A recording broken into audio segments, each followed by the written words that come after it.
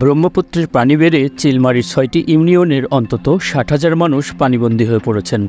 প্লাবিত হয়েছে school college, বন্ধ রয়েছে সড়ক যোগাযোগ ব্যবস্থাও।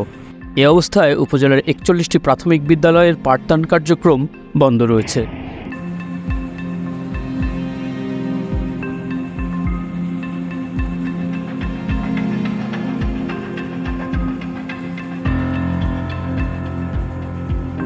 এদিকে গত কয়েকদিনে ব্রহ্মপুত্রের তীর উপচে ঢুকে পড়া পানির প্রলয়ঙ্করী স্রোতে বিলীন হয়েছে ২ শতাধিক ঘরবাড়ি।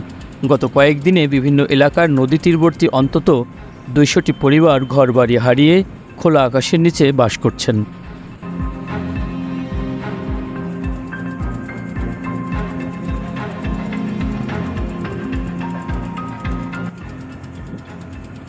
পানি বানাইলে ঈদের সময় ডাবি গেছে তাহলে আলমারি কাপড় ভিতরে ধরছি ধান যেটা পাশে নিয়ে আমার নাতি ধরে যাচ্ছে।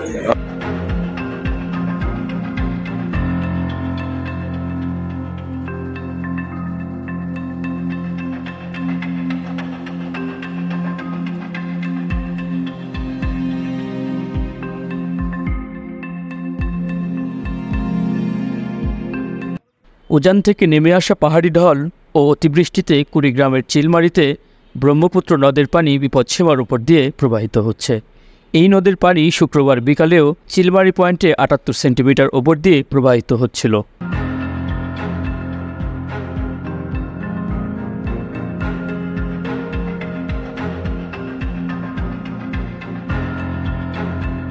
বানের পানি বিলে ঢুকে পড়ায় আমন বীজতলা, সবজি, তিলসহ প্রায় ২০০০ হেক্টর ফসলি জমি প্লাবিত হয়েছে। এতে ফসল নিয়ে দুশ্চিন্তায় পড়েছেন এই অঞ্চলের চাষিরা।